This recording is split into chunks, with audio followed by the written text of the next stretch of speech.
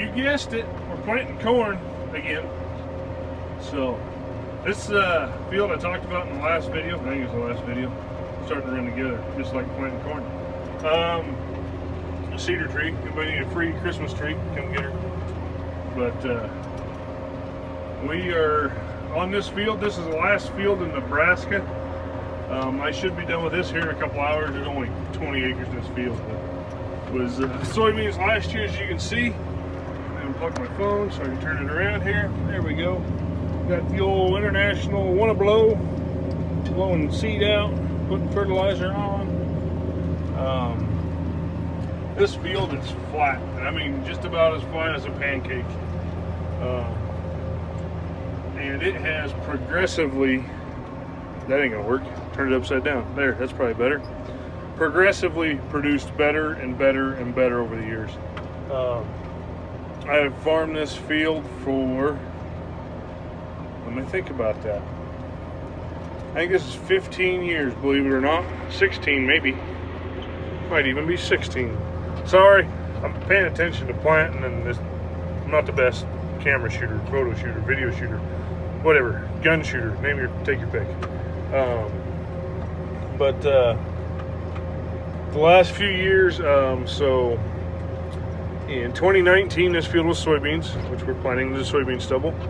The soybeans made 55 bushel the acre, which is really good anywhere, especially here. 2018, this field was corn, and it did pretty well. It made 170. And 18 was kind of a tough year for corn. It wasn't bad, but it was tough. There was a lot of 100, 120 bushel corn that year. This field made 160,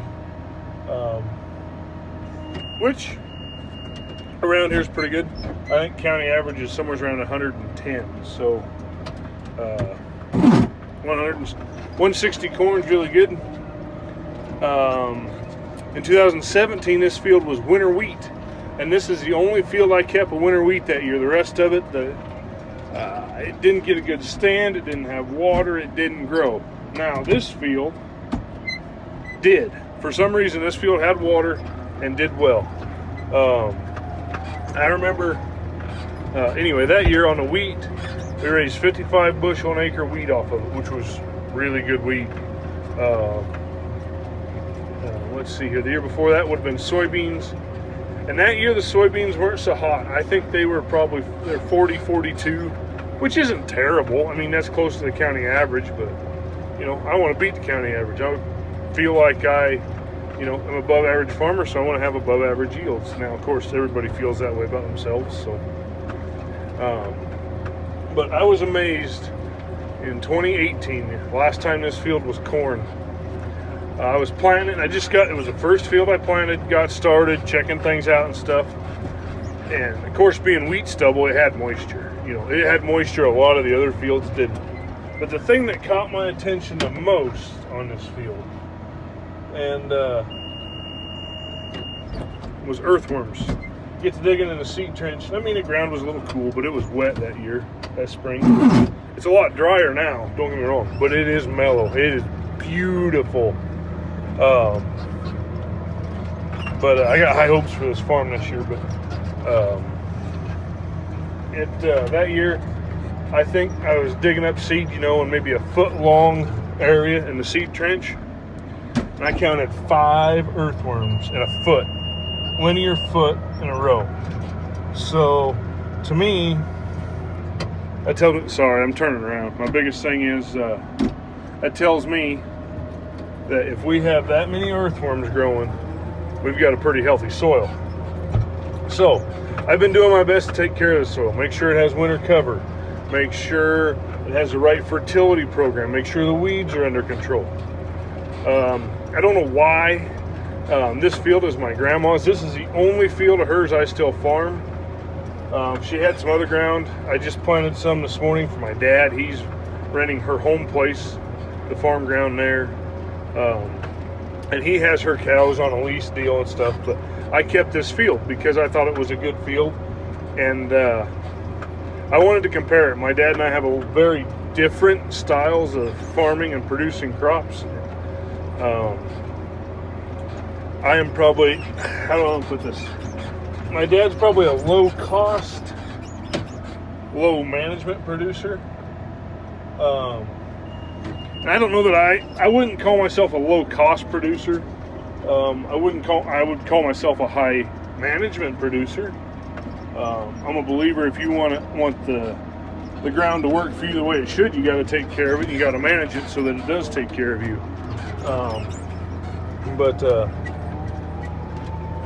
This field has turned into something else. So that's this year. We're pushing it.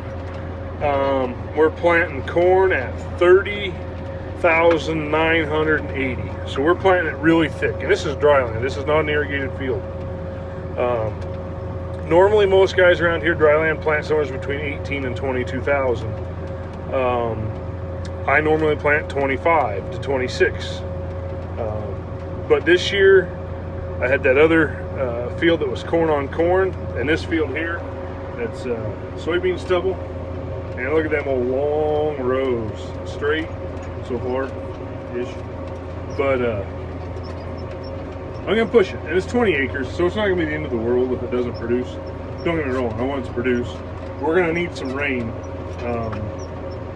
I am surprised how the moisture we have in this field, and I'm happy. It's a good surprise.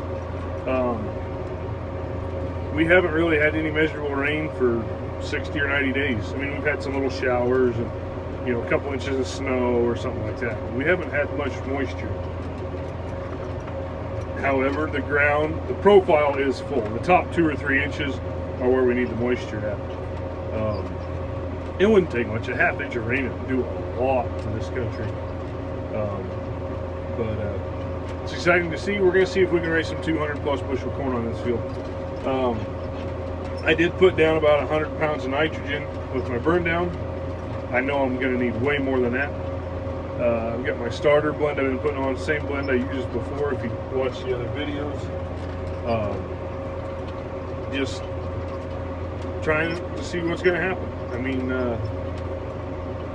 I know there's a fine line in your cost and your yield, you know, where the sweet spot is. There comes a point of diminishing returns where you can't grow any more bushels because you're not going to make any more money because of the extra inputs. And, you know, that's very important. That's part of why my dad and I farm so much differently from each other, is that Dad was started farming in the early 80s, you know, and things were tough. High interest rates, didn't have any cash, you know, just, it was tough. And the less he made more money being defensive. And, you know, we've had moisture, we've had dry years, but I've made more money being aggressive and being offensive. You know, you got to have a good defense and a football team, but the offense is what puts your points on the board. I mean, you got to have defense, don't get me wrong, but defense can put points on the board too, but offense is built to put points on the board, I guess. That's how I look at it. So I'm a little riskier, take a little more risks. You know, I figured it up. It's going to cost, don't get me wrong, it's going to have a cost to it. I'm probably going to spend an extra $1,000 on this field. That's $50 an acre. You know, more in cost trying to raise 200 bushel corn. Don't get me wrong, if I raise 200 bushel corn over 150 bushel corn, that's another $150 an acre. It's a really good return on my investment. But the problem is it can turn off dry and we can raise 120 bushel corn and it ain't going to matter. So that's a gamble. We have enough subsoil, we will raise a crop. I'm confident of that. We're lucky that way. I watched some videos. I've got the one I watch. I enjoy watching Sowers Cattle Company, Northeast New Mexico. He has a cattle feeding operation and custom hang and does a lot of that. They're bone dry. It's crazy. I got a buddy lives in Northeast Colorado. And on my day job, I sell him seed, him and his family seed. And he called me yesterday morning and said, I don't know if I'm going to plant those soybeans I ordered from you. I think it's too dry. I'm having too much trouble running my pivots to keep my oats alive that I'm going to put up for hay. I don't think I can plant soybeans. So, completely understandable in that. But, you know, we're on the southern edge of Nebraska here. We are about 7-8 miles north of the state line right now. You get into southwest Kansas, it's dry. There's a lot of wheat down there that's not going to make it. There's a lot of crops being planted this spring that aren't going to make it if they don't get some help from Mother Nature. And, you know, it's scary because we get a lot of southwest winds in the summer. That dry area could move up into here and we'd be in trouble. And it wouldn't take that long to do it. So, I mean, that's my concern with not getting the rain right now. You know, we've been missing the rain, which is okay. I mean, we're not desperate, but I'd take it. So, we'll see what happens. But, we're also planning this week. I don't think I'll get any videos of it.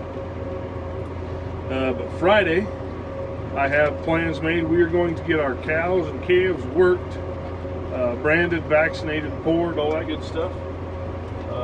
We will get a good chunk of them out to pasture, probably 50 pairs out to pasture on Friday.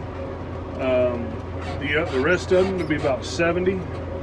We're going to take back to my house and put in my pens. And Saturday, we're going to start hauling them to pasture about 100 miles away. So we got 2 loads with a semi. I have a trailer found I can use to haul with the semi. And of course, we got pickups and stock trailers we'll be hauling calves with. And we got creep feeders to take and a portable corral to take back. My partner on one of the sets of cows that are going out there, him and his dad or brother own one of those portable corrals. So we're going to use that. It should be here this afternoon, hopefully. Well, I'm going to end the video.